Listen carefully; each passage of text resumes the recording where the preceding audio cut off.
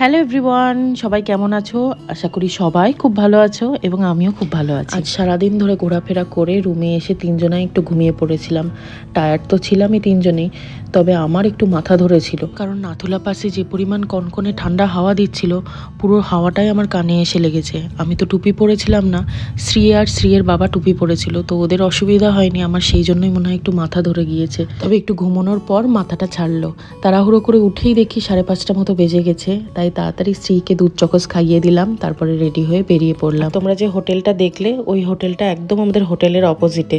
তো ওই হোটেলটায় আসার পথে কল্যাণ একবার ঢুকেছিল কি পাওয়া যায় না পাওয়া যায় জানতে, তো ওখান থেকে একদম খাবার অর্ডার দিয়ে দিয়েছে, ফেরার সময় নিয়েই ফিরবো। আসলে আমরা বাঙালিরা বাঙালি খাবারের প্রতি এতটাই অবসেসড, সব জায়গায় গিয়ে আগে বাঙালি হোটেলই খুঁজে বেড়ায়। সারাদিন যাই খাই না কেন, রাত্রেবেলায় অন্তত একটু বাঙালি খাবার না হলে ঠিক হয় না। যে জায়গায় ঘুরতে যাই না কেন, সব জায়গায় বাঙালি হোটেল খুঁজে খুঁজে বের করি, কিন্তু এবার অত কষ্ট করতে হয়নি। এবার আমরা যে হোটেলে উঠেছি সেই হোটেলের একদমই অপোজিটে ছিল একটা বাঙালি হোটেল। একটু সন্ধ্যাবেলা সেই আবার এমজি মার্গেই এসেছি। সন্ধ্যাবেলাটা সেরকম যাওয়ার কোথাও জায়গা নেই এখানে, সবাই সেই এমজি মার্গেই আসে। এই জায়গাটা এমনই একটা জায়গা যে কখন ঘুরতে ঘুরতে সময় কেটে যাবে বোঝাই যায় না। আর আজকে প্রচুর লোক এখানে, আগের দিনের তুলনায় আজকে অনেক লোক বেশি। আর যেদিকেই তাকাচ্ছি শুধুই বাঙালি, বাংলায় কথা বলছে, দেখেও ভালো লাগছে। আর ঘুরতে ঘুরতে মোমোসোর এই সবটা চোখে পড়ে গেল, আর যখন চোখে পড়েই গিয়েছে তখন ঢুকবো না এমনটা তো হতেই পারে না। আপনারা অনেকেই জানেন মোমোসো সফট টয়েজের জন্য ভীষণ বিখ্যাত। সফট টয়েজ বলে ভুল হবে, বিভিন্ন skin care product, hair care product, stationery item, bag, টুপি সবই দেখলাম আছে এখানে। আর সব থেকে বড় কথা যেটা থেকে চোখ সরানো যাচ্ছে না, সেটা হলো এদের প্যাকেজিংটা। এত সুন্দর কিউট প্যাকেজিং করে ওরা যে সেদিক থেকে চোখ ফেরানোই মুশকিল। আসলে বাচ্চাদেরকে অ্যাট্রাক্ট করার জন্যই এত কিউট প্যাকেজিং করে। আসলে ওই সব জিনিসের ওপর তো বাচ্চাদের বেশি নজর থাকে। এগুলো দেখছো, এই ডায়েরিগুলোর দাম 350 টাকা করে। ভাবছিলাম একটা নেব, তারপরে ভাবলাম থাক, আর নিয়ে লাভ নেই। এরপর এখানে আছে facial massager, cotton pads, beauty blender. Cotton প্যাডসটার দাম এখানে 265 টাকা করে। আমার কাছে যেহেতু ছিল কটন প্যাড, সেই জন্য আমি আর ওইদিকে হাত দিইনি। আর বিউটি ব্লেন্ডারগুলো দেখছো ভ্যারাইটিস কালারে, দেখেই লোভ লেগে যাচ্ছে একদম।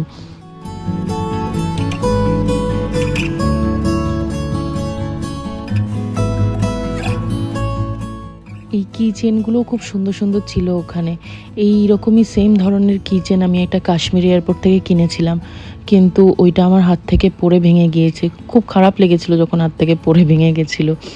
তো কিচেনগুলোর দাম একটুখানি আমার বেশি লাগলো, সেই জন্য আমি আর নিইনি। ঘুরে দেখতে দেখতে অনেকটাই টাইম প্রায় পেরিয়ে গিয়েছে। আর আমার বর আমাকে বলছে যে চলো এবার বেরোই, যা নেবে নাও, দিয়ে চলো বেরোই, কারণ খিদে পেয়েছে খুব। সেই দুপুরবেলা একটু মোমো অমলেট খেয়েছি, আর তারপরে আর কিছু খাওয়া হয়নি সেরকম। তো এখান থেকে বেরিয়ে ঠিক হলো একটা মলে যাব, আর মলে গিয়ে একটু KFC-তেই ঢুকবো, ওখানেই খাওয়া দাওয়া করবো।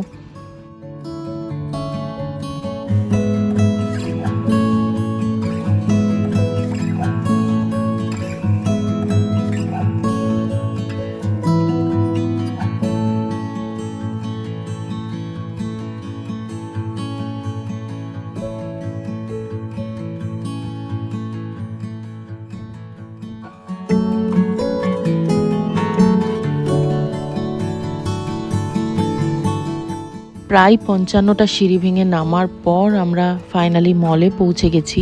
আমি তো বলছিলাম যে নামার সময় তো নেমে গেলাম, কিন্তু ওঠার সময় বেশ কষ্ট হবে।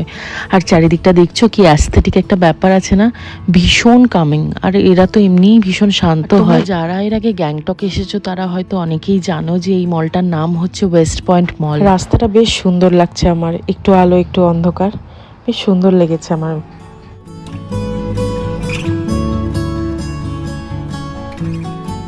তোমরা তো জানো যে পাহাড়ি এলাকার মানুষদের দিন যেমন তাড়াতাড়ি শুরু হয়, সেরকম দিন শেষও হয় তাড়াতাড়ি। তাই দেখো চারিদিকটা কেমন ফাঁকা ফাঁকা লাগছে। মল তো সচরাচর এত তাড়াতাড়ি ফাঁকা হওয়ার কথা না। 8:30 মতো বাজে ঘড়িতে, 9টায় এদের ক্লোজ টাইম। তো একদম শেষের মোমেন্টে এসে পৌঁছেছি, কিছু একটা খেয়েই তাড়াহুড়ো করে বেরিয়ে পড়তে হবে। এটা তুলনামূলকভাবে অনেকটাই ছোট, কিন্তু চারিদিকটা এত সুন্দরভাবে অ্যাস্থেটিকভাবে সাজানো গোছানো আছে যে দেখেই ভীষণ ভালো লাগছে। বুদ্ধিস্টরা তো ভীষণ কামিং প্রকৃতির হয়, ওরা ভীষণ ডিসিপ্লিন মেনটেন করতে ভালোবাসে। তো তোমরা, আমার একটা ব্যক্তিগত মতামত আমি তোমাদের সঙ্গে শেয়ার করছি। এটা একান্তই ব্যক্তিগত আমার মতামত, আমি জানি না তোমরা যারা এসেছো গ্যাংটকে তোমাদের কি ওপিনিয়ন, বাট আমার কোথাও না কোথাও মনে হয়েছে আমি গ্যাংটকে এসে একটা বিদেশ ভাইবস পেয়েছি।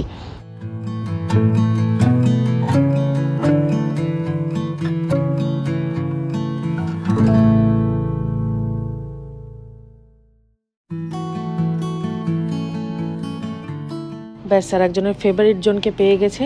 এই প্যান্ডার কাছ থেকে নড়ানো যাচ্ছে না ওকে। হ্যাঁ, প্রায় 5 মিনিট ধরে এই প্যান্ডার কাছেই আমরা দাঁড়িয়েছিলাম, ওখান থেকে ওকে নড়ানো যাচ্ছেই না, ওখানেই দাঁড়িয়ে থাকবে। ওর বাবাকে বলছি তুমি নিয়ে এসো, আর ওর বাবা তো উঁচু গলায় কথা বলতে পারেই না মেয়ের সাথে, এত পোলাইটভাবে মেয়েকে বলছে যে মেয়ে আসছেই না। তারপর আমি একটু চোখ গরম করাতেই তখন চলে এলো আমাদের সঙ্গে।